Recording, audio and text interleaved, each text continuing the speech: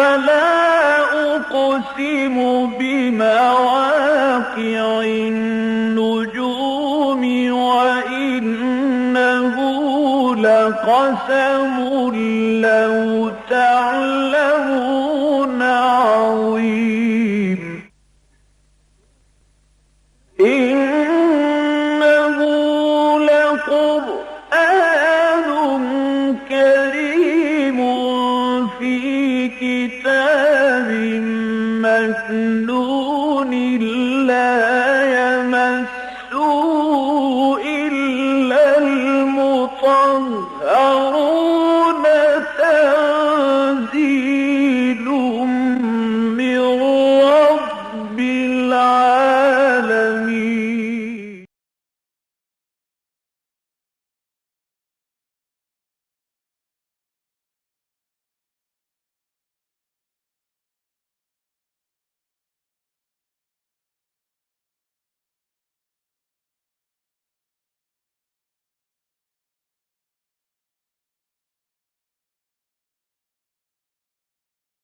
أعوذ بالله من الشيطان الرجيم. بسم الله الرحمن الرحيم.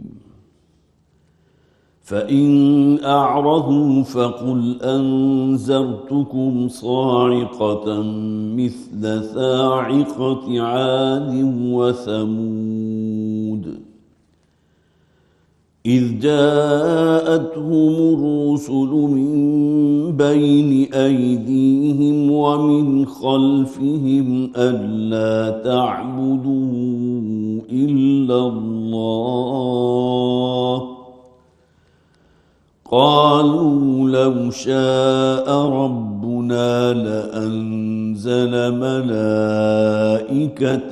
فإنا بما أرسلتم به كافرون فأما عاد فاستكبروا في الأرض بغير الحق وقالوا من أشد منا قوة أولم يروا أن الله الذي خلقهم هو أشد منهم قوة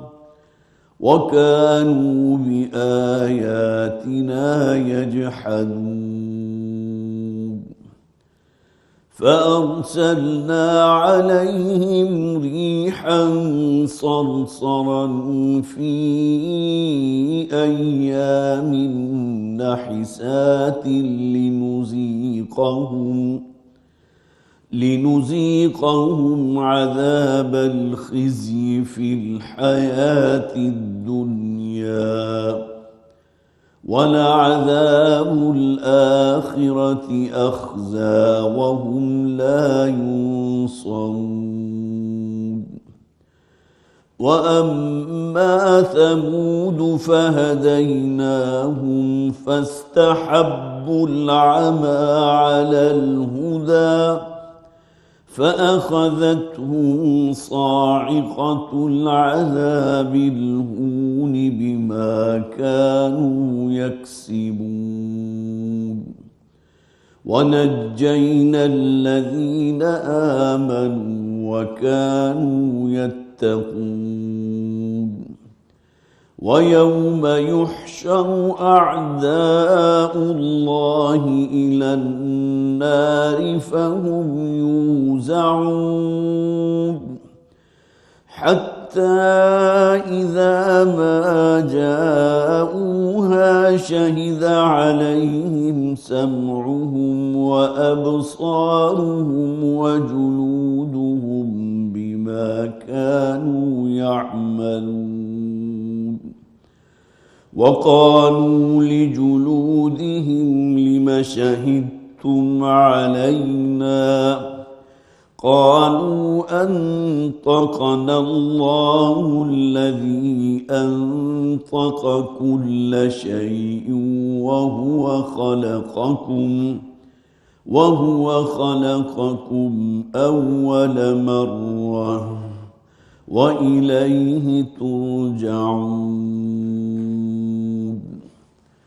صدق الله العظيم رب اشرح لي صدري ويسر لي أمري واحلل عقدة من لساني يفقهوا قولي اللهم ألهمنا رشدنا وأعذنا من شرور أنفسنا آمین یا رب العالمین۔ سورہ حامیم ہمارے زیر مطالعہ ہے، اس کے تقریباً 1.5 رکوع ہم مکمل کر چکے تھے۔ یہ سورہ مبارکہ کا پہلا رکوع جیسا کہ ہم نے پڑھا، اس کا مطالعہ کیا، بہت ہی شاہانہ آغاز کلام ہے، جسے آپ کہہ سکتے ہیں کہ ایک افتتاحی خطبہ ہے، پہلی 8 آیات، اور اس کے بعد تذکیر بآلاء اللہ کے حوالے سے، اللہ کی نعمتیں جو ہمارے مشاہدے میں ہیں اس کے حوالے سے عبرت آموزی بھی ہے، نصیحت بھی ہے، یاد دہانی بھی ہے، تذکیر بھی ہے۔ اور یہ مقام اس اعتبار سے بڑا خاص ہے، جو آیات ہم نے پچھلی مرتبہ پڑھی تھی، 7 سماوات 7 آسمان ہیں، اور یہ زمین اور یہ پوری کائنات کی تخلیق جو ہے وہ 6 دنوں میں مکمل کی گئی۔ وَلَقَدْ خَلَقْنَا السَّمَاوَاتِ وَالْأَرْضَ فِي 6 أَيَّامٍ، بہت سے مقامات پر ہے، لیکن یہاں اس کی پھر تقسیم بھی بیان کر دی گئی، اگرچہ اس کے اندر بھی ایک تشابہ ہے، جیسا کہ قرآن حکیم میں سورہ آل عمران کے بالکل شروع میں یہ کہا گیا کہ اس کتاب میں، اللہ کے اس کلام کے اندر وہ آیات بھی ہیں جو بڑی محکم ہیں، مِنْهُ آیات محکمات ہن ام الکتاب، یہ آیات وہ ہیں جو اصل میں بنیاد اور جڑ بنتی ہیں اس کتاب کی۔ وَأُخَرُ مُتَشَابِهَاتٌ، اور کچھ آیات وہ بھی ہیں جس کے اندر تشابہ ہے، جس کے مختلف معنی لیے جا سکتے ہیں، لیکن آگے پھر اس بات کو مزید تفصیل سے بیان کر دیا گیا۔ فَأَمَّا الَّذِينَ فِي قُلُوبِهِمْ زَيْغٌ فَيَتَّبِعُونَ مَا تَشَابَهَ مِنْهُ ابْتِغَاءَ الْفِتْنَةِ، وہ لوگ کہ جن کے دلوں کے اندر کوئی ٹیڑھ ہوتا ہے، بیماری ہوتی ہے، کوئی روگ ہوتا ہے، تو وہ تو اصل میں ڈیرا لگا لیتے ہیں، اتباع کرتے ہیں ان آیات کا جس کے اندر کسی نہ کسی درجے میں کوئی تشابہ موجود ہے۔ تو یہاں تشابہ کا امکان ہے، اس لیے کہ جو آیت ہم نے پڑھی تھی جس میں فرمایا گیا قُلْ إِنَّكُمْ لَتَكْفُرُونَ بِالَّذِي خَلَقَ الْأَرْضَ فِي يَوْمَيْنِ، اے نبی ان سے کہہ دیجئے کہ کیا تم اس ذات، اس خالق کائنات کا کفر کرتے ہو، انکار کرتے ہو جس نے اس زمین کو 2 دنوں میں پیدا کیا۔ وَتَجْعَلُونَ لَهُ أَنْدَادًا، اور پھر تم اس کے ساتھ اور بہت سے شریک اور ساتھیوں کو بھی قرار دیتے ہو۔ وَجَعَلَ فِيهَا رَوَاسِيَ مِنْ فَوْقِهَا وَبَارَكَ فِيهَا وَقَدَّرَ فِيهَا أَقْوَاتَهَا فِي 4 أَيَّامٍ، اور اس کے بعد اس زمین کی پیداوار اور اس کے اندر جو اللہ نے بہت سی برکتیں رکھ دی ہیں، اور پھر اس میں جو مختلف اندازے اللہ تعالیٰ نے مقرر کر دیے ہیں، اور اس کے اندر جو قوتیں رکھی ہیں، فی 4 ایامین، یہ 4 دنوں میں، سواء للسائلین، اور یہ تمام نعمتیں جو اللہ تعالیٰ نے پیدا کی ہیں زمین سے وہ برابر ہیں۔ حشرات الارض بھی یہاں اپنے جو ہے سامان زیست انہیں بھی فراہم کر دیا گیا، نباتات بھی ہیں وہ بھی جی رہی ہیں، حیوانات بھی ہیں، انسان بھی ہیں، گویا کہ ہماری ضرورت کی ہر شے اللہ تعالیٰ نے ایک خاص مقدار اور اندازے سے پیدا فرما دی، فی 4 ایامین، 4 دنوں میں۔ لیکن یہاں جیسا کہ میں نے پچھلی مرتبہ تفصیل سے عرض کیا تھا، تمام مفسرین نے یہ مراد لی ہے کہ زمین کی تخلیق تو 2 دنوں میں ہے، اور پھر مزید 2 دن جو ہیں اس میں شامل کیے، جو کہ فرمایا گیا فی 4 ایامین، 4 دنوں میں گویا کہ اس زمین کی یہ تمام جتنے بھی لوازمات تھے سب کی تکمیل ہو گئی۔ اور اس کے بعد پھر ذکر تھا فَقَضَاهُنَّ 7 سَمَاوَاتٍ فِي يَوْمَيْنِ، اور اس کے بعد اس نے 7 آسمان بنائے 2 دنوں کے اندر۔ تو گویا کہ یہ 4 کا عدد جس میں 2 دن جو ہے زمین کی تخلیق، اور 2 دن اس کے اندر جو اللہ نے لوازمات رکھ دیے اس کے لیے۔ اور پھر میں عرض کروں گا کہ یہ دنوں کا جو ہے ظاہر ہے کہ یہ ہم سے اصل میں سمجھانے کے لیے ہے۔ جب قرآن کہتا ہے کہ اللہ تعالیٰ نے اس زمین و آسمان کو 6 دنوں میں پیدا کیا، تو اس میں گویا کہ اس اعتبار سے ایک تقسیم بھی کر دی، وہ بھی ہمیں سمجھانے کے لیے۔ باقی وہ دن کتنے تھے، کیا ان کا دورانیہ تھا، اس کے بارے میں ہم کچھ نہیں کہہ سکتے۔ وَزَيَّنَّا السَّمَاءَ الدُّنْيَا بِمَصَابِيحَ، اور اس طرح اس دنیا کا جو آسمان ہے، سمائے دنیا، اس کو بڑا مزین کر دیا ہے چراغوں کے ساتھ، قمقموں کے ساتھ، وَحِفْظًا، اور اس کی حفاظت کا بندوبست بھی کیا۔ ذَلِكَ تَقْدِيرُ الْعَزِيزِ الْعَلِيمِ، یہ ہے اصل میں اندازہ مقرر کیا جانا، اور وہ نظام جو اللہ تعالیٰ نے اس کائنات کا بہت ہی معتدل نظام بنا دیا، وہ ذات کے جو العزیز اور العلیم ہے۔ فَإِنْ أَعْرَضُوا فَقُلْ أَنذَرْتُكُمْ صَاعِقَةً مِثْلَ صَاعِقَةِ عَادٍ وَثَمُودَ، اور اگر یہ اعراض کرے تو تو اے نبی آپ ان سے کہہ دیجئے کہ میں تو تمہیں خبردار کرتا ہوں اس ایک سخت چیخ اور چنگھاڑ سے جو عذاب کی شکل میں آئی تھی قوم سمود پر بھی اور قوم عاد پر بھی۔ اور جیسا کہ میں نے پچھلی مرتبہ بھی عرض کیا تھا، یہ انداز جو ہے بہت ہی جسے آپ کہیے تیکھا انداز ہے، لہٰذا عتبہ جو گیا تھا نبی اکرم صلی اللہ علیہ وسلم کے پاس اس خیال سے کہ میں انہیں سمجھاؤں گا، منع کروں گا، ہمارا جو عرب کی ایک شیرازہ ہے اسے منتشر نہ کرو، بلکہ یہ کہ اس کے اندر اتحاد اور یگانیت ہونی چاہیے، لیکن یہ کہ جب حضور اس آیت تک پہنچے تو اس نے پھر گویا کہ بس ہو گئی اس کی، اور وہ وہاں سے واپس آ گیا۔ اذ جاءتهم الرسل من بین ایدیہم ومن خلفہم، یہاں 13 آیات ہم پڑھ چکے تھے، اب 14ویں آیت سے ہم شروع کر رہے ہیں۔ جبکہ آئے ان کے پاس ان کے رسول، من بین ایدیہم ومن خلفہم، ان کے سامنے سے بھی اور ان کے پیچھے سے بھی۔ اب یہاں 3 چیزیں ہیں جو ہمارے مفسرین نے مراد لی ہیں۔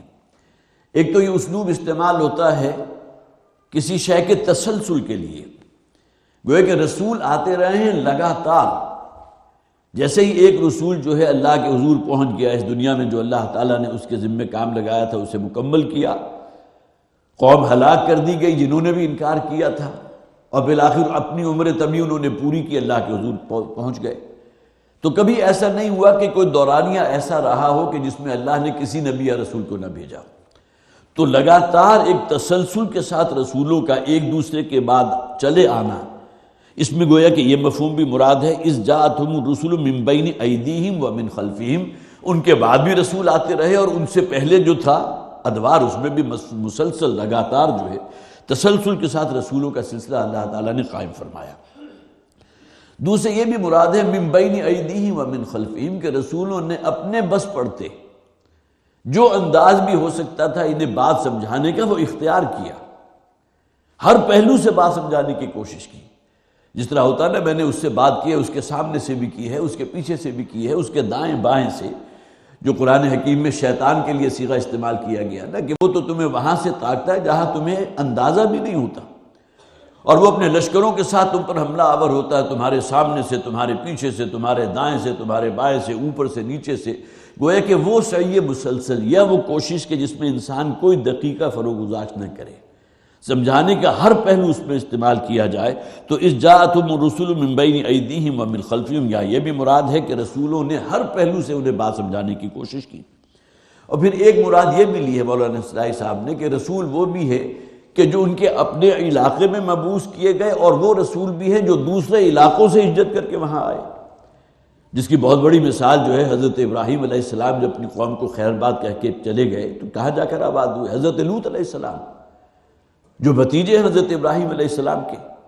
اور انہیں جا کر حضرت ابراہیم نے سدوم اور عامورہ کی بستیاں، کتنا فاصلہ ہے، وہاں جا کر آباد کیا تھا۔ تو یہ تینوں چیزیں مراد لی جا سکتی ہیں، لگاتار تسلسل کے ساتھ رسولوں کا آنا، اور پھر رسولوں کا ہر پہلو سے انہیں سمجھانے کی کوشش کرنا،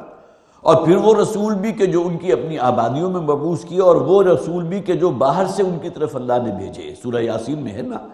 کہ ایک رسول آئے بہت دور سے اور آ کر اس قوم کو خبردار کیا کہ تمہارے پاس پہلے سے اللہ کے ایک رسول موجود ہیں اور تم ان کی بات کا انکار کر رہے ہو۔ تو یہ دوسرے علاقے سے رسولوں کا آنا وہ بھی ثابت ہے۔ اللہ تعبدوا الا اللہ، کہ اللہ کے سوا کسی کی پرستش اور عبادت مت کرو۔ قالوا لو شاء ربنا لانزل ملائکۃ فانا بما ارسلتم به کافرون، تو انہوں نے یہ کہا کہ اگر ہمارا رب چاہتا تو فرشتہ بھی تو بھیج سکتا تھا نا، صرف انسان ہی کو رسول بنا کر بھیجنا مقصود تھا اسے۔ وہ انسان جس کی ولادت ہمارے سامنے ہوئی ہے، جس کا بچپنا ہمارے سامنے گزرا، جس کا لڑکپن، جس کی جوانی، جس کی اب 40 برس کی اگر عمر ہو جائے تو بہت بڑا عرصہ اور دورانیہ جو اس قوم کے درمیان وہ گزار چکا ہوتا ہے۔ تو یہ تو ہم جیسا انسان ہے، جیسے ہم کھاتے پیتے ہیں، ہمارے ساتھ بھی قضائے حاجات لگی ہوئی ہیں، یہی معاملہ اس کے ساتھ بھی ہے۔ جس طرح ہمارے اولاد ہوتی ہے یہی معاملہ اس رسول کے ساتھ بھی ہے۔ تو ہم تو ایسے انسان کو رسول ماننے کو تیار نہیں۔ اس کو یہاں بطور دلیل پیش کیا گیا، لو شاء ربنا لانزل ملائکۃ، اگر ہمارا رب چاہتا، گویا کہ ہمارا رب چاہتا، مانتے ہیں، تسلیم کرتے ہیں، اگر وہ واقعتاً سنجیدہ ہوتا ہمیں ہدایت دینے پر، وہ چاہتا کہ ہم اس پر ایمان لے آئیں، تو اسے تو چاہیے تھا کہ فرشتہ نازل فرماتا، لانزل ملائکۃ فَإِنَّا بِمَا أُرْسِلْتُمْ بِهِ كَافِرُونَ، لیکن اب جو شے تم دے کر بھیجے گئے ہو، جو پیغام تم ہم تک پہنچا رہے ہو، ہم اس کا کفر کریں گے، انکار کریں گے۔ گویا کہ ہم سرے سے تمہیں اللہ کا رسول، اللہ کا نمائندہ ماننے کو تیار ہی نہیں، اور دلیل وہی ہے کہ اللہ تعالیٰ کسی فرشتے کو رسول بنا کر بھیجتا ہے۔ سورہ بنی اسرائیل کی آیت نمبر 35 ہے، بلکہ 95 ہے، جس میں اس بات کو مزید واضح کیا گیا، قُل لَوْ كَانَ فِي الْأَرْضِ مَلَائِكَةٌ يَمْشُونَ فِي الْأَرْضِ مُطْمَئِنِّينَ، اے نبی ان سے کہہ دیجئے اگر اس زمین میں فرشتے بستے ہوتے، یہاں آبادی فرشتوں کی ہوتی، اللہ تعالیٰ یہاں فرشتوں کی جو ہے وہ تخلیق اس کی مخلوق پیدا فرما دیتا، یمشون فی الارض، جو زمین میں اسی طرح چلتے پھرتے جس طرح تم چلتے پھرتے ہو، مطمئن نہ بڑے مطمئن ہوتے، ان کی ضرورت کا ہر سامان یہاں موجود ہے، لنزلنا من السماء ملکا رسولا، بڑی منطقی بات ہے، بڑی عقلی بات ہے، اگر اس روئے ارضی پر اللہ تعالیٰ فرشتوں ہی کو بسا چکا ہوتا، یہاں فرشتوں ہی کی آبادی ہوتی، فرشتے ہی بستے، تو اللہ تعالیٰ لازماً ان کی طرف کسی فرشتے ہی کو رسول بنا کر بھیجتا، لنزلنا من السماء ملکا رسولا، جیسے کہ میں نے عرض کیا بڑی عقلی اور منطقی بات ہے، اس لیے کہ اصل حجت کون ہوتا ہے؟ اگر انسانوں کے پاس کسی فرشتے کو رسول بنا کر بھیج دیا جاتا تو وہ تو حجت نہیں تھے۔ فرشتے اور انسان میں کتنا فرق ہے، انسان کے اندر وہ شیطنت بھی موجود ہوتی ہے، اس کے اندر نفسانیات بھی موجود ہوتی ہے، اور ہوائے نفس بھی ہے، یہ تمام کمزوریاں انسان کے اندر لگی ہوئی ہیں، جبکہ فرشتے ان تمام چیزوں سے مبرہ ہیں۔ تو گویا کہ کوئی فرشتہ انسانوں کے لیے حجت نہیں بن سکتا تھا، اگر اللہ تعالیٰ کسی فرشتے کو بھیج دیتا تو یقیناً وہ پھر حجت نہ بنتا انسانوں کے لیے۔ یہ اللہ تعالیٰ کی حکمت ہے کہ اللہ تعالیٰ نے انسانوں کے لیے انسانوں ہی کو رسول بنا کر بھیجا تاکہ وہ حجت قائم کر سکے۔ فَأَمَّا عَادٌ فَاسْتَكْبَرُوا فِي الْأَرْضِ بِغَيْرِ الْحَقِّ، اب دیکھیے یہاں ذکر کیا گیا، چونکہ پہلے اس آیت میں ذکر آ چکا تھا کہ اے نبی صلی اللہ علیہ وسلم انہیں خبردار کر دیجئے کہ مجھے اندیشہ ہے تمہارے بارے میں بھی، یہ مشرکین مکہ موجود تھے جو اولین مخاطب تھے ان آیات کے، کہ کہیں تمہارے ساتھ بھی وہی معاملہ نہ ہو جو قوم عاد اور قوم سمود کے ساتھ ہوا تھا، کہ جن پر اللہ تعالیٰ کی طرف سے ایک چیخ یا چنگھاڑ مسلط کی گئی تھی۔ اب قوم عاد اور قوم سمود کا بہت ہی مختصر ذکر کر دیا گیا۔ فَأَمَّا عَادٌ فَاسْتَكْبَرُوا فِي الْأَرْضِ، جہاں تک معاملہ ہے عاد کا تو انہوں نے زمین میں بڑا استکبار کیا تھا، بڑے زور آور تھے، بڑے طاقتور تھے، بڑے قدآور لوگ تھے، اور پھر یہ کہ ان کے اندر جو تکبر پیدا ہوا، تکبر تو اصل میں اللہ تعالیٰ کے احکامات کو پاؤں تلے روندنے کا نام ہے۔ گویا کہ تم اپنے آپ کو کچھ سمجھتے ہو، اللہ کے حکم، اللہ کے فرامین کو بھی تم کسی طرح جو ہے اپنی خاطر میں نہیں لا رہے، بلکہ ان کو پاؤں پر روندنے کے لیے جو ہے اس کے لیے تم تیار ہو، اس سے بڑا استکبار کیا ہوگا؟ فَاسْتَكْبَرُوا فِي الْأَرْضِ، تو انہوں نے زمین میں بڑا استکبار کیا، بڑا غرور اور تکبر میں مبتلا ہوئے، بغیر الحق، ناحق، وَقَالُوا مَنْ أَشَدُّ مِنَّا قُوَّةً، اور انہوں نے تو یہ کہا تھا، اس بات کا دعویٰ کیا تھا اس روئے ارضی میں، کون ہوگا جو بڑھ کر ہم سے طاقت میں ہو؟ جیسا کہ میں نے عرض کیا کہ قد آور بھی تھے، بڑے زور آور، بڑے جسیم قسم کے لوگ، اور پھر یہ کہ ممکن ہے ان کی تہذیب یا ان کا تمدن جو ہے وہ بھی بہت اونچے درجے کا ہو، ان کے نگاہ میں بڑے اونچے اونچے ستون انہوں نے تعمیر کیے تھے، اور ان کا مسکن جو تھا وہ احقاف کی آبادی ہے، خاص طور پر جو عرب کا یمن کے قریب کا علاقہ ہے، نیچے اس کے جنوب میں، یہاں یہ قوم عاد آباد تھی۔ تو وقالوا من اشد منا قوہ، اور انہوں نے یہ کہا، یہ دعویٰ ان کا تھا کہ کون ہوگا ہم سے بڑھ کر قوت میں۔ اولم یروا ان اللہ الذی خلقہم، کیا وہ دیکھتے نہیں، کیا ان کا مشاہدہ نہیں ہے، کیا انہیں اس بات پر یقین نہیں کہ اللہ تعالیٰ ہے کہ جس نے انہیں پیدا کیا، وہ کہ جو اب اللہ کے مد مقابل بن گئے کہ کون ہے ہم سے بڑھ کر قوت میں، اور استکبار ان کے اندر پیدا ہو گیا، ڈھٹائی پیدا ہو گئی، اللہ کے احکامات کو پاؤں تلے روکنے لگے۔ ان اللہ الذی خلقہم، یقیناً اللہ ہے کہ جس نے ان سب کو پیدا کیا، ہوا اشد منہم قوہ، وہ کہیں بڑھ کر ہے ان لوگوں سے قوت میں۔ اب ظاہر ہے کہ اللہ کی طاقت اور اللہ کی قوت، اللہ کی قدرت کا کوئی مقابلہ انسان کے ساتھ تو نہیں ہے، انسان اور رب کا کوئی توازن کیا ہی نہیں جا سکتا۔ انسان تو جسے آپ کہیے ایک چیونٹی، کیا چیونٹی کی بھی ہاتھی کے ساتھ کوئی نسبت ہوگی، لیکن انسان کی رب کے ساتھ تو کوئی نسبت ہے ہی نہیں۔ اور کجا یہ کہ انسان اس بات کا دعویٰ کر رہا ہو کہ مجھ سے بڑھ کر قوت میں کوئی نہیں ہے، اور وہ خدائی کا دعوے دار بن کر کھڑا ہو جائے۔ اولم یروا ان اللہ الذی خلقہم، کیا دیکھتے نہیں کہ اللہ تعالیٰ نے انہیں پیدا کیا، ہوا اشد منہم قوہ، جو کہیں بڑھ کر ہے قوت میں، وکانوا بآیاتنا یجحدون، اور یہ لوگ تھے کہ جو ہماری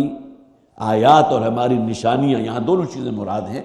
یہ جو اللہ تعالیٰ معجزے عطا فرماتا رہا ہے ان کو جھٹلانے والے، ان کا انکار کرنے والے، اور پھر اللہ تعالیٰ کی آیات جو اس نے نازل کی ہیں اس کا انکار کرنے والے۔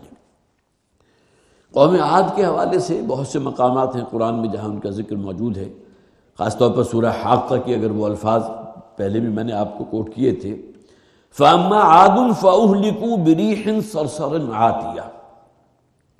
جہاں تک معاملہ قوم عاد کا بالکل وہی انداز جو اس آیت کا ہے، فَأَمَّا عَادٌ فَاسْتَكْبَرُوا فِي الْأَرْضِ، لیکن ان کے اوپر عذاب جس نوعیت کا آیا تھا اس کا یہاں ذکر موجود نہیں ہے، اگرچہ ابتدا میں آ گیا، کوئی چنگھاڑ بھی تھی، کوئی چیخ بھی تھی، یا تیز ہوا جس کا یہاں ذکر آ رہا ہے، تو فرمایا فَأَمَّا عَادٌ فَأُهْلِكُوا بِرِيحٍ صَرْصَرٍ عَاتِيَةٍ، جہاں تک معاملہ قوم عاد کا ہے تو اللہ تعالیٰ نے ان کے اوپر تو وہ ہوا پھینکی ہے، یا ایسی ہوا ان کے اوپر چلائی ہے جو انتہائی تیز تھی، طوفانی ہوا۔ اور سرسر کے بارے میں ہمارے مفسرین نے مختلف اس کی تعویلات کی ہیں۔ کچھ لوگوں نے یہ کہا ہے کہ جو اپنے اندر انتہائی ٹھنڈ لیے ہوئے ہو، اور یہ کبھی کبھی مکہ والوں کو اس کا تجربہ تھا کہ شمال کی طرف سے، شام کی طرف سے کہیں جب جو ہوائیں آتی تھی، جو ٹھنڈی ہوا ہوتی تھی، جس طرح کراچی کے رہنے والے آج بھی یہ کہتے ہیں جی کوئٹہ کی ہوا ہم تک پہنچ رہی ہے، حالانکہ کوئٹہ وہاں سے کوئی 1000 کلومیٹر دور ہے، لیکن بہرحال اثرات ہوتے ہیں۔ جیسے ہی کوئٹہ میں کوئی برف باری ہوئی تو اس کی ہوا کی ٹھنڈک جو ہے یہاں بھی پہنچ گئی، کہاں کراچی اور کہاں کوئٹہ۔ یہی معاملہ مکہ کے رہنے والوں کا تھا، کبھی کبھی وہاں بہت ہی ٹھنڈی ہوا آیا کرتی تھی شمال کی طرف سے، تو کچھ لوگوں نے اس کا ترجمہ کیا سرسر سے مراد جو ہے بہت ہی زور آور، بہت تیز و تند ہوا جو اپنے اندر انتہائی ٹھنڈک لیے ہوئے ہو۔ بعض حضرات نے سرسر کی سے مفہوم یہ بھی مراد دیا جسے مفہوم مخالف کہیں گے، وہ آگ کے ہوا جس کے اندر آگ کی تپش ہو، جس طرح ہمارے ہاں گرمیوں کے اندر لو چلتی ہے اور لو میں ہوا کے اندر جو ایک تپش پیدا ہوتی ہے جس کی وجہ سے انسان جو ہے اس کو جسے آپ کہیے سن اسٹروک بھی ہو جاتا ہے، ایک تو سورج کی اوپر سے تمازت اور حرارت اور اوپر سے پھر یہ کہ لو کا چلنا، تو ریحن سرسرن وہ ہوا جو بہت زور کی ہو، جس کے اندر خنکی، صرف خنکی نہیں بلکہ انتہائی سردی اور ٹھنڈک موجود ہو، یا یہ کہ پھر اس کے اندر ایک ترجمہ یہ بھی کیا گیا وہ ہوا جو اتنی زور سے چلے کہ اس سے آواز پیدا ہو، گونج پیدا ہو۔ کبھی اندھیری آتی ہے تو آپ کو اس کا ترجمہ ہوگا، اگرچہ ہوا کے اندر تو کوئی آواز نہیں ہے، لیکن جب وہ درختوں سے اور عمارتوں سے یا کھڑکیوں سے ٹکراتی ہوئی جب آپ تک پہنچتی ہے تو اس کے اندر ایک گونج اور ریزوننس پیدا ہو جاتی ہے۔ آپ موٹر وے پر سفر کر رہے ہوں، 120 یا 130 کی اگر فرض کیجیے آپ کی سپیڈ ہے، اور اس میں آپ تھوڑی سی اگر اپنی کھڑکی کو، ونڈو کو کھول دیں تو کس قسم کی آواز آپ محسوس کرتے ہیں۔ فَأَرْسَلْنَا عَلَيْهِمْ رِيحًا صَرْصَرًا فِي أَيَّامٍ نَحِسَاتٍ، اور پھر ہم نے ان کے اوپر بہت ہی تیز و تند ہوا کو بھیجا، جس کے تینوں مفاہیم میں نے آپ کے سامنے رکھ دیے ہیں، جس میں ایک گونج بھی پیدا ہو رہی تھی اور انتہائی ٹھنڈی اور سرد ہوا تھی۔ فی ایام ناحسات، اور وہ ان دنوں میں ان پہ بھیجی گئی جو ان کے لیے بڑا منحوس دن تھے۔ ایام گوئے کہ ایک چیخ اور چنگاڑ ہوتی ہے جو دفعتاً آتی ہے اور پوری قوم ہلاک ہو گئی، اللہ کے عذاب کی ایک شکل، اور ایک وہ ہے جو تسلسل کے ساتھ کئی دن تک جاری و ساری رہی۔ فی ایام، کئی دنوں وہ چلتی رہی، اور جیسا کہ میں نے ابھی کہا سورہ حاقہ میں جو فرمایا گیا فَأَمَّا عَادٌ فَأُهْلِكُوا بِرِيحٍ صَرْصَرٍ عَاتِيَةٍ سَخَّرَهَا عَلَيْهِمْ 7 لَيَالٍ و8 أَيَّامٍ حُسُومًا فَتَرَى الْقَوْمَ فِيهَا صَرْعَىٰ كَأَنَّهُمْ أَعْجَازُ نَخْلٍ خَاوِيَةٍ، اور وہ جو ہوا ہے ان پر مسخر کر دی گئی، مسلسل چلتی گئی، 7 أيام، 7 دن اور 8 راتیں، و8 أيام، 8 دن اور 7 راتیں، اور حسوماً، جس میں کہیں کوئی وقفہ نہیں تھا۔ یا آندھی آتی ہے تو تھوڑی دیر کی آندھی کے بعد انسان پریشان ہو جاتا ہے، لیکن جیسے ہی وہ ذرا تھمتی ہے تو سکون کا سانس لیتا ہے۔ یہ جو چلتی رہی ہے ان کے اوپر 7 راتیں اور 8 دن مسلسل، بغیر کسی توقف کے، بغیر کسی وقفے کے، تو اس عذاب کی نوعیت کا اندازہ لگا لیجئے، اور اس کا نتیجہ کیا نکلا؟ تمام لوگ جو ہیں سورہ ذاریات میں فرمایا گیا رمیم کر دیا، سب کو چورا چورا کر دیا، بالکل جیسے آپ کہیے کہ ریزہ ریزہ کر کے رکھ دیا ان لوگوں کو۔ فی ایام ناحسات، یہاں اس بات کو بھی نوٹ کیجئے، وہ دن کے جو منحوس تھے، دن کوئی منحوس نہیں ہوتا، اس لیے کہ سب سے بڑی دلیل کیا ہے کہ جس دن آل فرعون غرق کیے گئے، آل فرعون کے لیے تو وہ دن نحوست لیے ہوئے تھا، لیکن بنی اسرائیل والوں کے لیے بڑا مبارک تھا، اس لیے کہ اللہ تعالیٰ نے انہیں فرعون سے اور آل فرعون جو ظلم اور استبداد ان کی طرف سے ہوتا تھا اس سے نجات عطا فرما دی۔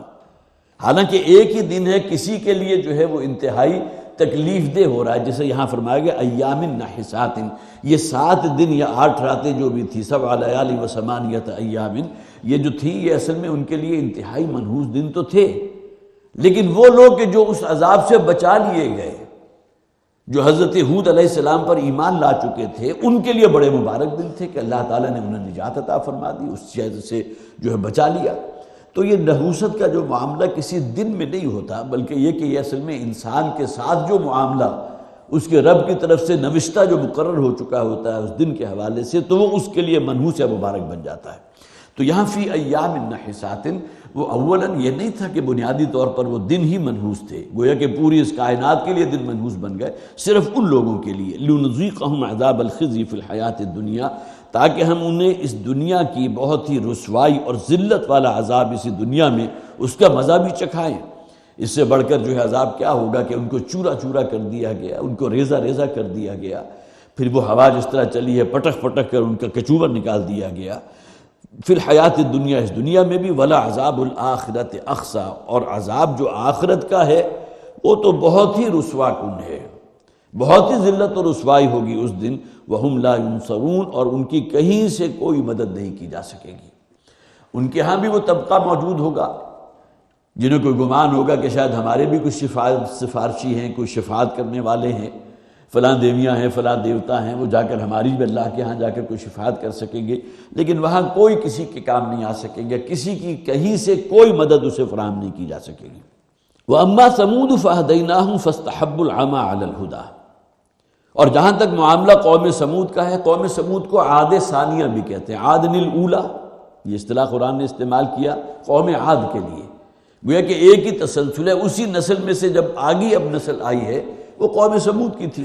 حضرت ہود علیہ السلام کا جب انتقال ہو گیا، اب وہ جو ان کی تعلیمات کتنا عرصہ کچھ رہی ہوں گی، جو اہل ایمان بچا لیے گئے،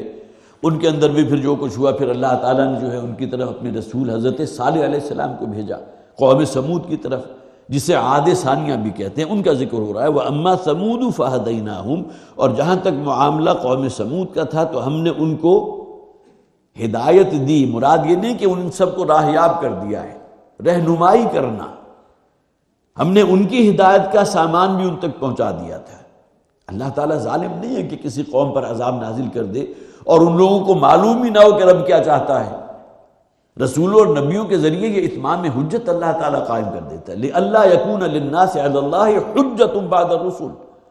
تاکہ لوگوں کے پاس کوئی دلیل باقی نہ رہے رسولوں کے آنے کے بعد اپنے رب کے حضور پیش کرنے کی کہ اے پروردگار مجھے معلوم نہیں تھا۔ رسولوں کی آمد کا مقصد تو یہی ہے نا،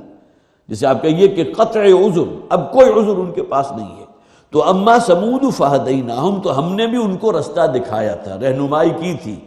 ان کی ہدایت کا سامان ہم نے ان کی طرف فراہم کیا تھا، حضرت صالح علیہ السلام کو ان کی طرف بھیجا۔ فاستحبوا العمى على الهدى، تو انہوں نے اندھا رہنا ہی زیادہ پسند کیا ہدایت کو قبول کرنے کی بجائے۔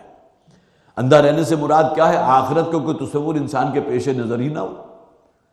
کسی شے کو دیکھ کر کوئی عبرت پذیری یا کوئی نصیحت اخذ کرنا، یہ تو بالکل وہی ہے نا جسے قرآن کہتا ہے کہ ہم نے انہیں دل بھی دیے ہیں، دماغ بھی دیے ہیں، انہیں آنکھیں بھی دی ہیں، انہیں کان بھی دیے ہیں، لیکن کسی سے وہ کام لینے کو تیار نہیں جو بحیثیت انسان لینا چاہیے۔ کھول آنکھ زمین دیکھ، فلک دیکھ، فضا دیکھ، اس کے نتیجے میں تمہارے اندر اللہ کی معرفت پیدا ہونی چاہیے، اللہ کی قدرت کاملہ کا کوئی تمہیں اعتراف کرنا چاہیے، کوئی نصیحت ان سے حاصل کرنی چاہیے۔ تو انہوں نے اندھا رہنا ہی پسند کیا، گویا کہ ترجیح دی انہوں نے اپنی اسی دنیا پرستی اور اپنی خواہشات نفسی کے، جس طرح وہ بندے بنے ہوئے تھے، اسی کو راجح قرار دیا، اسی کو ترجیح دی، بجائے اس کے کہ ہدایت قبول کرتے، وہ ہدایت جو حضرت صالح علیہ السلام لے کر آئے تھے۔ فَأَخَذَتْهُمْ صَاعِقَةُ الْعَذَابِ الْهُونِ بِمَا كَانُوا يَكْسِبُونَ، اور پھر پکڑا ہم نے ان کو ایک ایسی کڑک کے ذریعے کہ جو عذاب تھی ان کے لیے انتہائی رسوائی والا اور ذلت والا، بما كانوا يكسبون، بسبب اس کمائی کے، ان کی بدکاریوں اور فسق و فجور کے جو وہ کرتے رہے تھے۔ اب یہ قوم سمود کا معاملہ اس سے پہلے بھی عرض کیا جا چکا ہے، لیکن یہ تمام چیزیں چونکہ ریپیٹڈلی قرآن میں آتی ہیں، تو ان کا معاملہ تو یہ ہوا تھا نا کہ انہوں نے مطالبہ کیا تھا حضرت صالح سے کہ یہ معجزہ اگر ہمیں دکھا دیا جائے تو ہم ایمان لے آئیں گے۔ وہ ایک اونٹنی جو ان کے مطالبے پر وہ پہاڑ یا چٹان کو شک کر کے اللہ تعالیٰ نے پیدا بھی فرما دی، ان کے سامنے آ گئی، لیکن اس کے بعد پھر انہوں نے جو سلوک اس کے ساتھ کیا، ایک ضابطہ بھی مقرر کر دیا گیا، یہ جو پانی کا جو تمہارے ہاں کنواں ہے وہ ایک ہی کنواں تھا، اور آج بھی سنا ہے کہ وہ کنواں موجود ہے، جو حضرات بھی کبھی جاتے ہیں، اور آپ کو اگر واٹس ایپ پہ دیکھیں گے تو اس کا کوئی، اگرچہ واٹس ایپ میں بہت سی فیک چیزیں بھی موجود ہیں، لیکن بہرحال اس میں ممکن ہے کوئی حقیقت بھی ہو۔ اسی طرح قوم سمود نے جو وہ پہاڑوں کو تراش کر جو گھر بنائے تھے، ان کے بھی آپ کو باقاعدہ کچھ وزٹرز ہیں جو وہاں گئے، انہوں نے اس کو بھی پکچرائز کیا، وہ واٹس ایپ کے ذریعے وہ بھی پہنچ جاتے ہیں، اندر سے تراشیدہ، اندر بہترین جو ہے کمرے بنے ہوئے، اور اس وقت کوئی ٹیکنالوجی بھی نہیں تھی، اپنے ہاتھوں کے ذریعے انہوں نے تراش کر تنحتون من الجبال بیوتا، ان پہاڑوں کو تراش کر تم اپنے لیے رہنے کی بہت ہی آرام دہ جو ہے، جسے آپ یہ آرام گاہ بناتے ہو اپنے رہنے کے لیے۔ تو یہ معاملہ جو تھا پھر انہیں اللہ تعالیٰ کی طرف سے کہہ دیا گیا تھا کہ صرف 3 دن کی مہلت ہے۔ جیسے ہی انہوں نے اس اونٹنی کو ہلاک کر دیا، فعقروها، سورہ ہود کے اندر ذکر موجود ہے آیت نمبر 65 کے اندر، فعقروها فقال تمتعوا فی دارکم 3 ایام، اس اونٹنی کو جو اللہ تعالیٰ کی طرف سے بطور معجزہ انہیں دی گئی تھی، اس کو انہوں نے ہلاک کر دیا، اس کی کوچے کاٹ ڈالی، اور پھر اللہ تعالیٰ نے فرمایا، گویا کہ فرمایا اللہ نے حضرت صالح علیہ السلام کی زبانی کہ اب انہیں بتا دیں، اس قوم کو خبردار کر دیجئے، تمتعوا فی دارکم 3 ایام، کہ اپنے ان گھروں کے اندر جو تم نے اپنی راحتوں کا اور آسائشوں کا اور عیاشوں کے جو سامان کر لیے ہیں، گویا کہ جس دنیا داری کے اندر تم اس وقت مبتلا ہو، وہ 3 دن کی مہلت ہے، یہاں سے جو تم اخذ کرنا چاہتا ہو اور جو یہاں کے مزے لینا چاہتے ہو وہ 3 دن تک لے لو، 3 ایام ذالک وعد غیر مکذوب، اور یہ وعدہ اللہ کا ہے کہ جو قطعاً جھٹلایا نہیں جائے گا۔ گویا کہ اللہ تعالیٰ کی طرف سے اگر یہ 3 دن کی وارننگ دے دی گئی ہے تو 3 دن ختم ہوتے ہی پھر وہ عذاب تم پر آ جائے گا۔ اس میں ظاہر ہے کہ اس بات کا امکان موجود تھا کہ ان میں سے اگر کوئی شخص ہوتا ہے، کچھ لوگ ہوتے کہ وہ اس موقع پر ہی اس دھمکی کو گویا کہ سیریس لیتے ہوئے حضرت صالح علیہ السلام پر ایمان لے آتے، تو ان کا معاملہ دوسرا ہے، لیکن ایک اکثریت کا معاملہ تو یہ نہیں ہوتا۔ اکثریت تو ہمیشہ اسی نفس پرستی کے اندر مبتلا رہی ہے، اور پھر یہ کہ وہی زدم زدہ بھی اور انکار بھی اور ڈٹائی اسی کے اوپر رہی۔ تو اما سمود فہدیناہم فاستحبوا العمی علی الہدی، اور جہاں تک معاملہ قوم سمود کا ہے تو انہوں نے اندھا رہنا ہی جو ہے اسے اپنے لیے ترجیح دی، بجائے اس کے کہ ہدایت قبول کرتے۔ فاخذتہم صاعقۃ، پھر پکڑا میں نے ان کو ایک کڑک سے، العذاب الہون بما کانوا یکسبون، جو بہت ہی ذلت اور رسوائی والا عذاب تھا جو ان کو اللہ تعالیٰ نے ان کا مقدر کر دیا تھا ان کی کمائی اور ان کے کسب کی وجہ سے۔ وَنَجَّيْنَا الَّذِينَ آمَنُوا وَكَانُوا يَتَّقُونَ، اور ہم نے نجات دی ان لوگوں کے لیے جو ایمان لے آئے تھے اور وہ تقوی پر کاربند رہے، بچ بچ کر چلتے رہے، اللہ کی نافرمانی سے اپنے آپ کو بچاتے رہے۔ تقوی کے معنی بچنا ہے، نافرمانی سے بچنا، حرام میں ملوث ہونے سے بچنا، گناہوں کے ارتکاب سے بچنا، معصیت سے بچنا۔ تو وہ اپنے اس تقوی کی روش پر بھی قائم تھے، اور پھر یہ کہ حضرت صالح علیہ السلام پر ایمان لانے والے تھے۔ جیسا کہ ہم نے پہلے دیکھا، فی ایام نحسات کا ذکر آیا نا، وہ جو 7 راتیں اور 8 دن جو چلتی رہی، یا 8 راتیں 7 دن چلتی رہی، وہ منحوس دن ان کے لیے تھے، لیکن ان لوگوں کے لیے مبارک تھے کہ جو ایمان لے آئے۔ آل فرعون کے لیے وہ دن انتہائی منحوس تھا کہ جس دن وہ غرق کر دیے گئے، لیکن بہت ہی مبارک لیے ہوئے تھا، برکتوں والا تھا بنی اسرائیل کے لیے۔ یہاں بھی جو جہاں تک سمود کا ذکر ہے تو یہ دن ان کے لیے بہت منحوس ثابت ہوا تھا، اس لیے کہ پوری قوم ہلاک کر دی گئی، لیکن بہت مبارک بن گیا یہ دن ان لوگوں کے لیے جو ایمان لانے والے تھے، جنہوں نے حضرت صالح علیہ السلام کی تصدیق کی تھی۔ تو یہ وہ کہ الذین آمنوا وکانوا یتقون، جو ایمان لائے اور تقوی کی روش پر قائم رہے۔ وَيَوْمَ يُحْشَرُ أَعْدَاءُ اللَّهِ إِلَى النَّارِ فَهُمْ يُوزَعُونَ، جس دن کے جمع ہوں گے تمام دشمن جو اللہ کے دشمن تھے، جو اللہ کے ساتھ دشمنی کرتے رہے، بے ایمانہ کے نافرمانی کرتے رہے، فسق و فجور میں مبتلا رہے، اللہ تعالیٰ کی ہدایت کو ٹھکراتے رہے، اور اس دن ان سب کو جمع کر دیا جائے گا۔ وہ جمع ہو جائیں گے اس إِلَى النَّارِ، جہنم کے کنارے، اس آگ کے سامنے، فَهُمْ يُوزَعُونَ، اور وہاں ان کی درجہ بندی کر دی جائے گی۔ جیسے کہ ہم نے پہلے بھی پڑھا تھا کہ جہنم کے 7 دروازے ہیں، یہ 7 درجے ہیں، لَهَا 7 أَبْوَابٍ،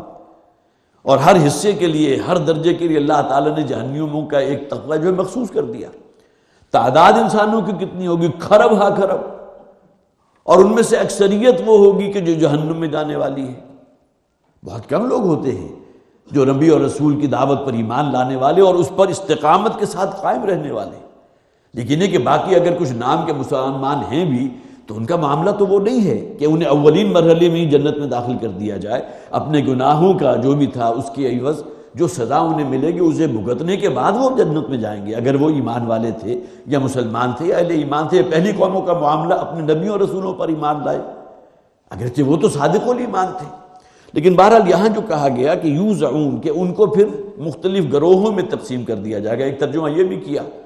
کہ فلاں گروہ کے لیے جہنم کا یہ عذاب ہے، فلاں گروہ کے لیے یہ عذاب ہے، درجہ بندی کر دی جائے گی، کیٹیگرائز کر دیا جائے گا۔ جہنم کے مختلف طبقات ہیں، ان المنافقین فی الدرک الاسفل من النار۔ اس میں تو ہمیں جو ہے ایک کام جانا چاہیے جہاں اللہ تعالیٰ نے منافقین کا ذکر کیا۔ منافق تو وہی ہے جو بظاہر مسلمان ہے، مسلمان گھرانے میں پیدا ہوا، نام بھی مسلمانوں کا ہے، اس کا کوئی ختنہ بھی ہوئے ہوں گے، پھر اس کی بسم اللہ بھی ہوئی ہوگی، پھر اس کا جو ہے فرض کیجئے نکاح بھی ہوا ہے، پھر اگر مر گیا ہے تو اس کی جنازہ بھی پڑھی گئی، بظاہر ایک مسلمان شخص ہے۔ لیکن یہ کہ وہ جو علامات حضور نے بیان فرمائی ہے انسان کو لرزا دینے والی ہے، کثرت سے جھوٹ بولنے والا، وعدہ خلافی کرنے والا، امانت میں خیانت کرنے والا، اور پھر یہ کہ بے حیائی اور فحش کی گفتگو کرنے والا، یہی ہے منافقت کی نشانیاں۔ اس آیت کا ترجمہ آپ اور تو نہیں کر سکتے کچھ بھی، ان المنافقین فی الدرک الاسفل من النار۔ تو جہنم کے طبقات ہیں، اور ان میں جو سب سے نچلا طبقہ ہے وہ مقدر ہوگا، وہ مخصوص ہوگا منافقین کے لیے۔ تو یہ جو مختلف طبقات ہے اس کی طرف اشارہ ہے۔ فہم یوزعون، یہ تمام جو دشمن تھے اللہ کے بھی دشمن، اللہ کے رسول کے بھی دشمن، اللہ کے دین کے بھی دشمن، ان سب کو جمع کر دیا جائے گا اس قیامت کے دن جہنم کے سامنے، اور ان کو کیٹیگرائز کر دیا جائے گی، ان کی مختلف درجہ بندی کر دی جائے گی، کون سا گروہ کس طبقے میں جائے گا۔ حتی اذا ما جاؤہا، یہاں تک کہ جب وہ پہنچے گے اس جہنم کے سامنے، شہد علیہم سمعہم وابصارہم وجلودہم بما کانوا یعملون، تو گواہی دیں گے ان کے خلاف ان کے کان، سمعہم ان کی سماعت، ان کے کان، وابصارہم ان کی آنکھیں، وجلودہم اور ان کی کھالیں، ان کی جلد، بما کانوا یعملون بسبب ان اعمال کے جو وہ کرتے رہے۔ یہ معاملہ اولین مرحلے میں نہیں ہوگا، قرآن حکیم جو ہے بہت سے مقامات دوسرے مقامات کی تفسیر کرتا ہے، یہاں وہ مراحل بھی آئیں گے کہ وہ چٹا انکار کر دیں کہ ہم نے کبھی کوئی گناہ کیا ہی نہیں تھا۔ اگرچہ آخر میں بات یہ ہوگی کہ جب وہ اپنی معذرتیں کرتے ہوئے یا بہانے تراشتے ہوئے، جھوٹی قسمیں سمجھ لیجئے کہ وہ کھاتے ہوئے جب بالکل وہ ہو جائیں گے تو ان کی زبانوں پر پھر تالے ڈال دیے جائیں گے۔ یہ زبان ہی ذریعہ بنتی ہے نا اظہار رائے کا۔ کوئی شخص اگر کہیں کسی مقدمے میں جو ہے مقدمہ لڑ رہا ہے، وہ کھڑا ہو کر جج کے سامنے چر زبانی سے جو کچھ کہہ رہا ہے تو زبان ہے نا، زبان ہی استعمال ہوئی، خواہ وہ جھوٹی قسمیں کیوں نہ کھا رہا ہو، قرآن پر جھوٹا حلف کیوں نہ لے رہا ہو۔ تو وہاں بھی اولین مرحلے میں یہ ہوگا، ان لوگوں کی طرف سے بڑا جو ہے چیخ پکار ہوگی، ہم وہ پھر اپنی معذرتیں پیش کی جائیں گی، لیکن بالآخر جو آخری مرحلہ ہوگا کہ ان کی زبانوں کے اوپر پھر تالے ڈال دیے جائیں گے، لاک کر دی جائیں گی ان کی زبانیں، پہرے بٹھا دیے جائیں گے۔ احادیث سے بھی اس جانب اشارہ ہوتا ہے۔ اور اس کے بعد حکم ہوگا ان کے اعضاء کو کہ وہ اب ان کے خلاف گواہی دیں۔ زبان تو ایک کرائے کا وکیل ہے، کسی نے کیا جرم کیا، زبان جس سمت میں چاہے اس کو موڑ کر لے جائے، جیسے چاہے اس کے لیے دلائل فراہم کر دے۔ لیکن جس عضو نے وہ کام کیا تھا، جب وہ خود گواہی دے گا تو اب ظاہر ہے کہ کہیں کوئی معذرت نہیں ہو سکی، اب کہیں کوئی عذر نہیں ہوگا۔ اور یہ مضمون قرآن حکیم میں 3 مقامات پر بڑی تفصیل سے آیا۔ ایک مقام تو یہ ہے جو ابھی ہمارے زیر مطالعہ، ابھی ہم اس کا مزید مطالعہ کریں گے، اور دوسرا سورہ نور میں فرمایا گیا آیت نمبر 24 کے اندر، یوم تشہد علیہم السنتہم وایدیہم وارجلہم بما کانوا یعملون، جس دن کے گواہی دیں گے ان کے خلاف ان کی زبانیں بھی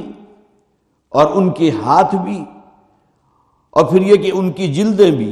جو کام وہ کرتے رہے تھے۔ اسی طرح سورہ یاسین کے اندر فرمایا گیا، الیوم نختم علی افواہہم وتکلمنا ایدیہم وتشہد ارجلہم بما کانوا یکسبون، کہ آج کے دن ہم تمہاری زبانوں کو جو ہے اس کے اوپر مہر لگا دیں گے، وہی بات جو میں نے کہی تھی کہ زبان بندی کر دی جائے گی،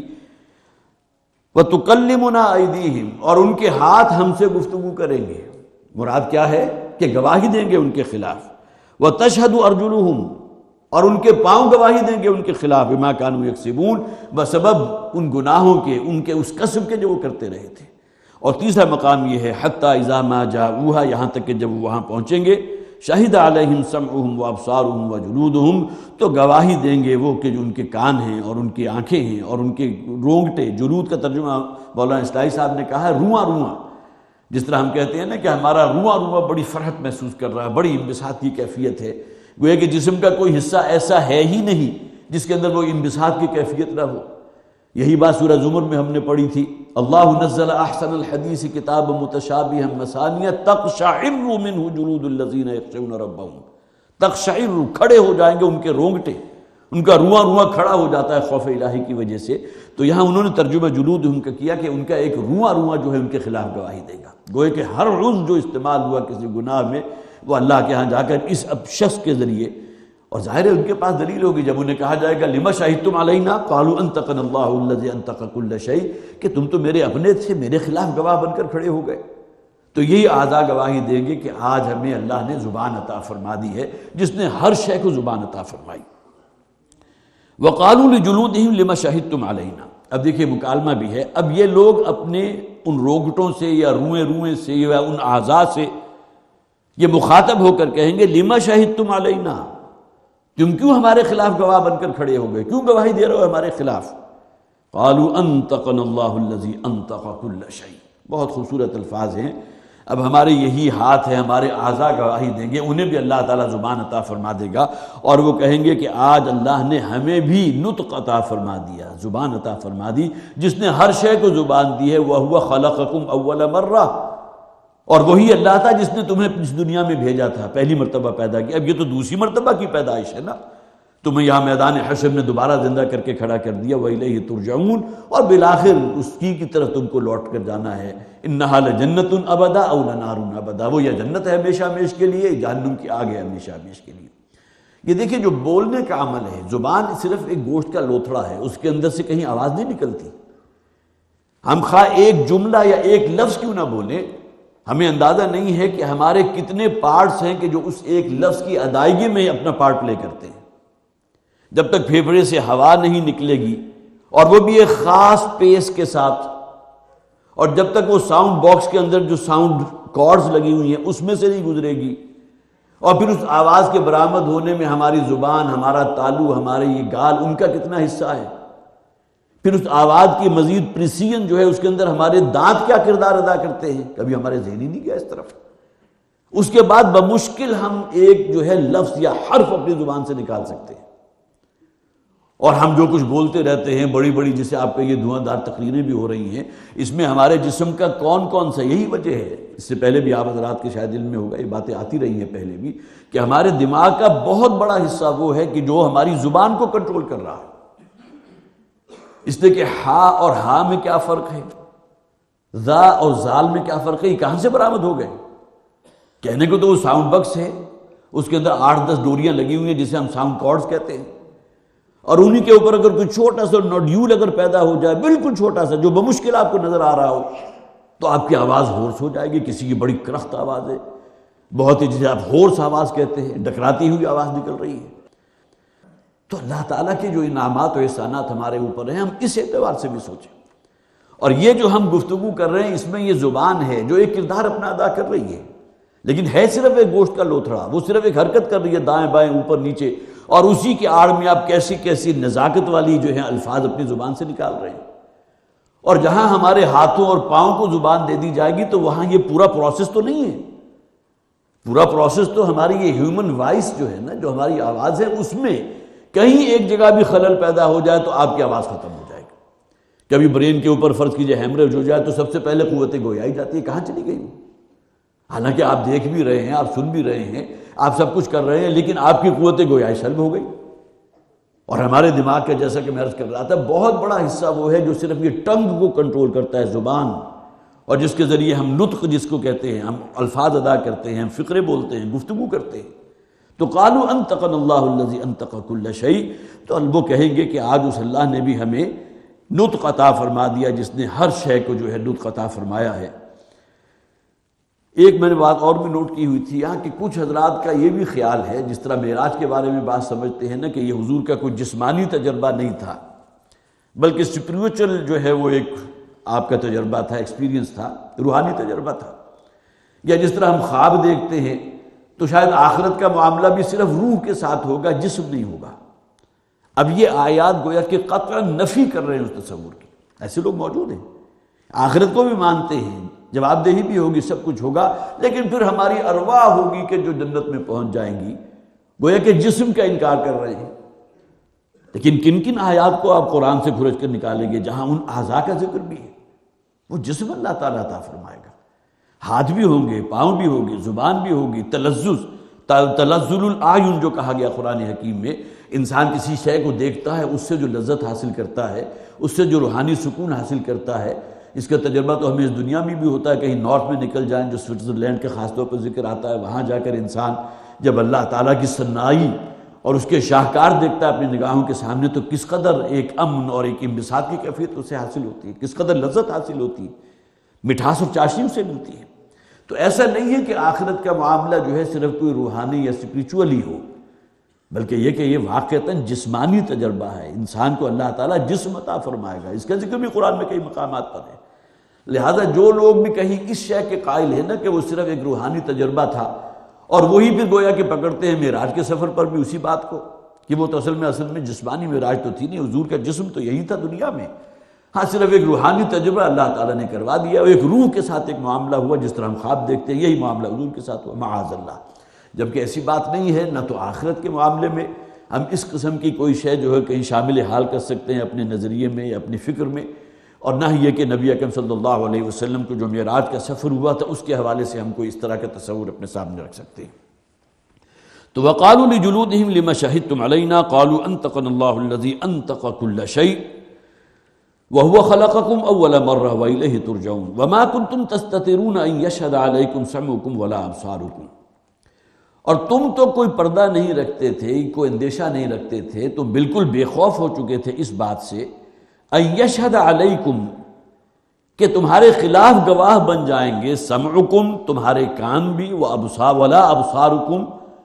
اور تمہاری نگاہیں اور آنکھیں بھی تمہارے خلاف گواہیں دیں گی، ولا جلودکم اور تمہارے یہ چپڑے۔ تمہیں تو اس کا کوئی اندیشہ نہیں تھا، تم تو اپنے آپ کو بڑا سمجھتے تھے کہ کوئی معاملہ ہی نہیں ہے، کون ہمیں دیکھ رہا ہے، ہم گفتگو کر رہے ہیں تو کون ہے اس گفتگو کا سننے والا۔ بخاری کی ایک روایت میں نے خاص طور پر نوٹ کی تھی، حضرت عبداللہ ابن مسعود رضی اللہ تعالیٰ عنہ وہ راوی ہے اس روایت کے، ایک مرتبہ وہ موجود تھے حرم کے اندر، یہ مکی دور کی بات ہے، تو قریش میں سے 3 افراد تھے کہ جو باہم ایک جگہ بیٹھے ہوئے باہم گفتگو کر رہے تھے، یہ بھی وہیں قریب موجود تھے، تو انہوں نے بھی جو آپس میں وہ کوئی سرگوشی کر رہے ہوں گے، جو گفتگو کر رہے ہوں گے، تو اس میں انہوں نے بھی اپنا گویا کہ اس سے جو ہے حصہ حاصل کیا، اس معنی میں کہ انہوں نے بھی سن لیا اور آگے روایت میں نقل کر دیا۔ بخاری کی روایت ہے حضرت عبداللہ ابن مسعود رضی اللہ تعالیٰ عنہ سے۔ تو ان میں سے ایک شخص نے دوسرے سے کہا، اب دیکھیں یہاں بھی گویا کہ اسے احساس ہے کہ اللہ سنتا ہے، تو اس نے یہ کہا کہ ہم جو آپس میں گفتگو کر رہے ہیں، کیا تمہارا خیال ہے کہ اللہ یہ گفتگو سن رہا ہے؟ دوسرے نے جواب دیا کہ جو گفتگو ہم ذرا بلند آواز سے کریں گے وہ تو اللہ سن لے گا، لیکن جو ذرا مدھم آواز سے کریں گے سرگوشی میں، جسے کانا پھوسی کہتے ہیں، وہ اللہ نہیں سنے گا۔ تیسرے شخص نے یہ کہا نہیں، خواہ تم آواز بلند رکھو یا سرگوشی اختیار کرو، ہر حال میں اللہ تعالیٰ اس بات کو سن لے گا۔ اب یہ حدیث موجود ہے گویا کہ جو اشارہ کر رہی ہے کہ انسان کے اندر جو کوئی رب کی معرفت کسی درجے میں موجود ہے، تو اندر اس کو یہ جو ہے یہ فیڈ ہوئی ہے بات کہ کوئی ذات ہے کہ جس نے ہمیں پیدا کیا ہے اور وہ شاید سن رہی ہے، وہ یقین ہمیں حاصل نہیں ہے۔ اب یہ 3 افراد کا جو باہم معاملہ ہوا، جو مکالمہ ہوا، ایک نے یہ کہا کہ اللہ صرف اونچی آواز سنے گا، دوسرے نے کہا نہیں اونچی اور نیچی دونوں سن لے گا، تیسرے کو ویسے ہی شک تھا کہ اللہ تعالیٰ سن سکے گا کہ نہیں سن سکے گا۔ لیکن یہ کہ یہ بہادر معاملہ جیسے کہ یہاں کہا گیا کہ ہر شے کا اللہ تعالیٰ نہ صرف یہ کہ اس کو دیکھ رہا ہے، واللہ بصیر بما تعملون، جو کچھ تم کرتے ہو اللہ کی نگاہ میں اللہ دیکھ رہا ہے، بلکہ اللہ تعالیٰ سنتا ہے تمہاری ایک ایک بات کو۔ واللہ علیم بذات الصدور، تمہارے سینوں میں بھی جو کچھ ہے، خواہ وہ الفاظ کی شکل میں ابھی زبان سے باہر نہ نکلا ہو، وہ بھی اللہ کا علم ہے، وہ بھی اللہ سنتا ہے۔ لہٰذا دعائیں جو ہم مانگتے ہیں اللہ تعالیٰ سے، تو اس میں ایک ہی خیال ذہن میں پیدا ہوتا ہے، لیکن یہ کہ ہماری تعلیم یہ دی گئی کہ نبی اکرم صلی اللہ علیہ وسلم نے دعائیں جو سکھائی ہیں ان الفاظ میں اللہ سے دعا مانگو۔ قرآنی دعائیں کتنی ہیں کہ جو ہم مانگتے ہیں، لیکن یہ کہ ہمیں یقین اس بات کا ہونا چاہیے کہ بہرحال کوئی الفاظ ایسے جو آپ زبان سے نہ بھی نکال سکیں، جیسا کہ دعا مانگتے ہوئے ایک مقام وہ بھی آتا ہے کہ انسان صرف چپ ہو کر اپنے آنسو بہاتا رہتا ہے، اسے معلوم ہے نا کہ اس کے رب کو معلوم ہے کہ اس کے دل میں کیا ہے، کیا اس کی خواہش ہے، وہ اس کی رضا چاہتا ہے، وہ آخرت میں کامیابی چاہتا ہے، وہ گناہوں سے بچنا چاہتا ہے، خواہ اسے ڈھنگ کے الفاظ نہ بھی مل رہے ہوں تب بھی اللہ تعالیٰ تمام چیزوں کو جانتا ہے۔